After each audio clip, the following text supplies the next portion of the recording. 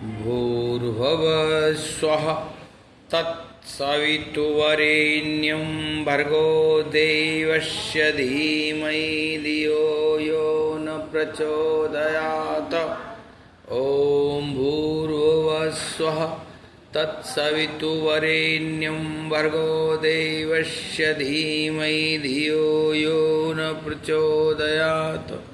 ॐ भूर्भुवः स्वः तत्सवितुर्वरेण्यं भर्गो देवस्य धीमहि धियो यो न प्रचोदयात्। ॐ भूर्भुवः स्वः तत्सवितुर्वरेण्यं भर्गो देवस्य धीमहि धियो यो न प्रचोदयात्।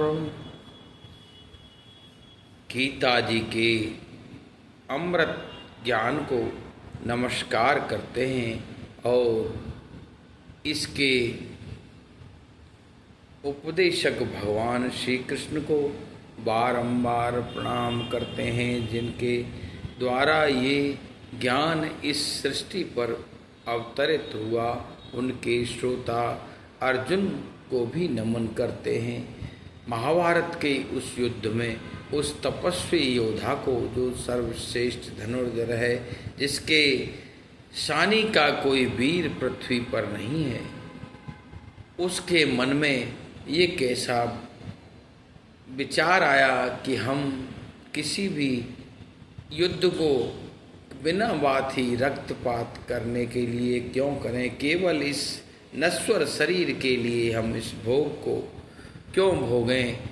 हे केशव, हम इस संसार में मांग कर भी तो खा सकते हैं, भिक्षुक बने रहकर भी तो हम जीवन बिता सकते हैं।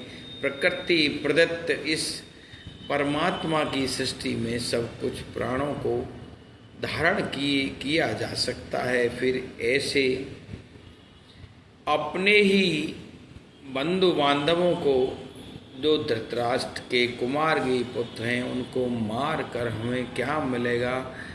भगवान श्री कृष्ण से अर्जुन निवेदन करते हैं कि जो कुछ भी संसार में तो बात ही क्या है, हमें त्रैलोक्य का भी राज मिले तो हे केशव, हम युद्ध नहीं चाहते।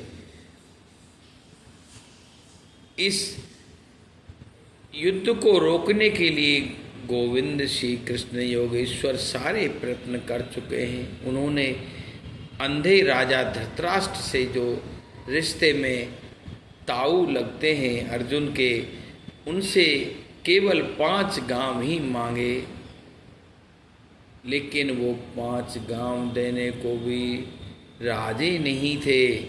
इस कुमार्ग के करते हुए भगवान श्री कृष्ण ने विचार किया कि कौरवों को दंड देना, सृष्टि को सुमार्ग पर चलाने के लिए, परमात्मा की सृष्टि सुमार्ग पर चलती रहे, इसीलिए इनको दंड देना आवश्यक है।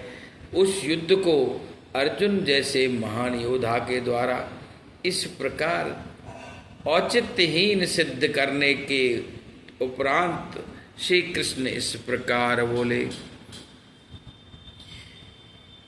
बहुत सारी नाना प्रकार के ज्ञान को खोलते खोलते, उनकी भ्रांतियों को मिटाते हुए 15वें अध्याय के 15वें श्लोक में इस प्रकार बोलते हैं। सर्वस्वं चाहं हृदय सन्निविष्टो मत्त स्मृति ज्ञानिं पोहनं च वेदैश्च सर्वैरेमेव वेद्यो वेदांत कृद्वेद विदे चाहम्। मैं हृदय स्थित सब प्राणियों में ज्ञान स्मृति विस्मृति दाता, वेद संकलक वेद सार वेदों कम ही तो समझ पाता। हे अर्जुन, सारे प्राणियों के भीतर जीवात्मा रूप मैं ही अंतर्यामी रूप से स्थित हूँ, तथा मेरे द्वारा ही ज्ञान विस्मृति और स्मृति का संचालन होता है, और ये सारे वेदों का संकलन करता, वेदों का सार, परम सार, जिसे जानकर फिर कुछ जानने को नहीं रहता वो भी मैं ही हूँ।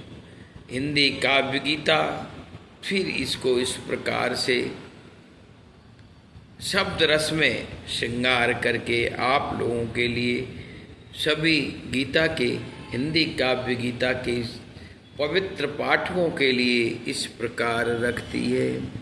अंतर्निहित हृदय में सबके मैं स्मृति ज्ञान विस्मृति दाता, वेदांत संकलक योग्य जानने वेदों को मैं ही जान पाता। इस ज्ञान को रखने के उपरांत अपने सृष्टि में जो कोई भी मेरे गुरु तुल्य हैं और मेरे गुरुवर हैं उन सबको नमन करते हैं। नमन करने लायक विभूतियों को आइए मेरे साथ जुड़िए, काव्य छंद से नमस्कार करते हैं। नमन निज गुरुदेव करते, सुमरन सकल गुरु तुल्य हमारे। मात पिता पुरखा भी सुमरे जीवन देने वारे, संत महात्मा वैष्णव सुमरे जो देते गोविंद सारे। गीता उपदेशक कृष्णा सुमरे, योगेश्वर श्री कृष्ण मुरारे। सुमरे श्रोता वीर धनंजय, महाभारत जिन करे करारे।